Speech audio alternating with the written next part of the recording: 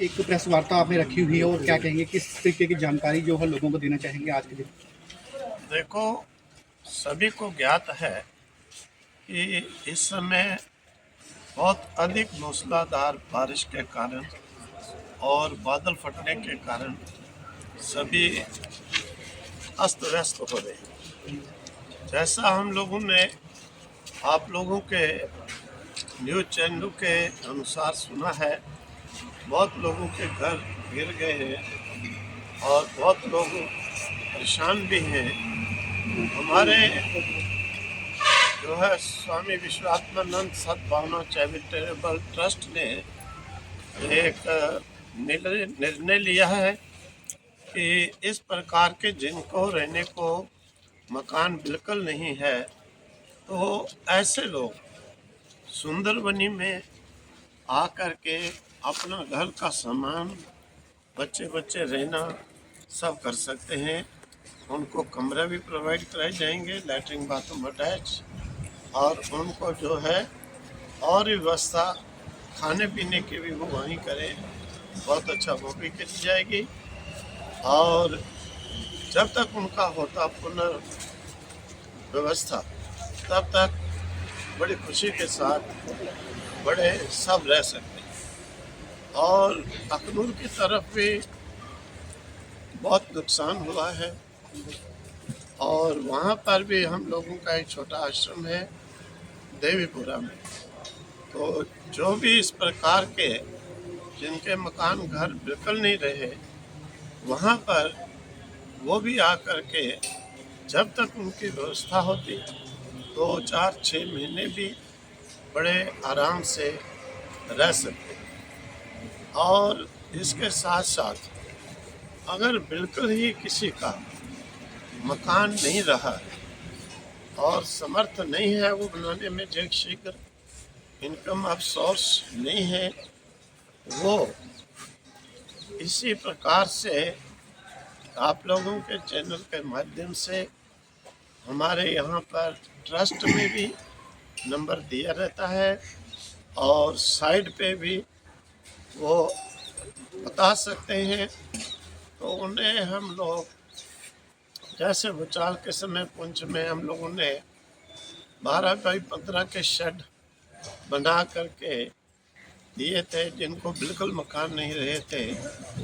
इस प्रकार की व्यवस्था भी जो असमर्थ हैं, जिनको कोई कमाई का सोर्स नहीं है, उन्हें वो भी 2 4 दिन 5 दिन के अंदर ही हम लोग बना करके उन्हें एक थोड़ी देर के लिए भी शांति से अपना रहने के लिए, बच्चों को बैठने सोने के लिए बना के दे सकते हैं। वो अप्लाई करें, उस पर संदेश भेजें कि हमारा कुछ नहीं, वहाँ के देखेंगे। अगर किसी का कुछ भी नहीं है रहने के लिए, उसे वो भी बना के दिया जाए। और इसके साथ साथ में अगर जोरी की तरफ भी है, वहाँ भी हम लोग व्यवस्था उनकी कराएंगे।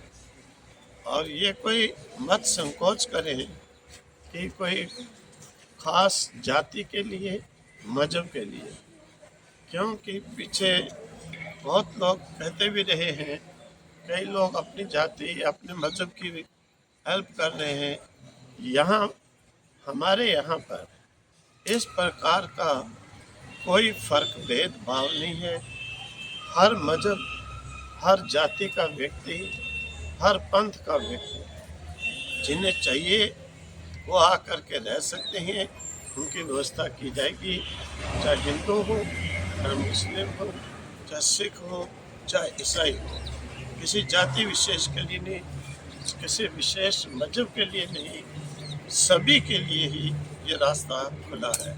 क्योंकि हमारे ट्रस्ट का पहले से ही इस प्रकार का नियम है कि किसी के मजहब जाति को देख करके ट्रस्ट अपने फंक्शन नहीं करता है, सामूहिक सबके लिए ही ये करते हैं। इसीलिए सभी जाति, सभी मजहब आकर कर सकते हैं।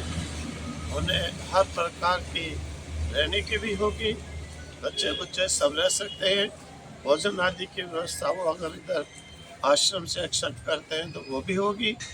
बहुत खुशी की बात होगी, हमें भी बहुत प्रसन्नता होगी कि अगर वो जिस प्रकार से, क्योंकि हमें मालूम है कि हमने ये कश्मीर से कन्याकुमारी तक पैदल 200 महात्माओं के साथ यात्रा की है कि ठिकाना कहीं रहने का नहीं होता है तो कितनी परेशानी होती है। इसीलिए ट्रस्ट ने ये निर्णय लिया है और हम तो बाकी पब्लिक को भी कहते हैं कि ऐसे अवसर पर आगे आना चाहिए। जिसको भगवान ने समर्थता दी है, आगे आकर के ऐसे लोगों की हेल्प करनी चाहिए। कोई ये बात नहीं है कि किसी के पास कोई कमी है, लेकिन ये किसी का सब घर बार जब गिर जाता है तो व्यक्ति मेंटली ही बिल्कुल पजल हो जाता है। और मौसम भी ऐसा है, इस मौसम में दोबारा व्यवस्था होने में भी महीनों लगेंगे। इसीलिए बाकी सब भक्तों को हम आग्रह करते हैं, लोगों को भी कहते हैं, दूसरों को भी, अगर समर्थ हो सभी ऐसे लोगों की व्यवस्था में रहने में सहायता करो। ये हमारी इंसानियत का चिन्ह होगा। अगर कोई मनुष्य केवल अपने पेट भरने के लिए जीता है, मेरा ख्याल है हमारे शास्त्र कहते हैं कि एक कुत्ता सुअर भी जो गंदगी की नाले की गंदगी खाता है वो भी अपना पेट भर लेता है।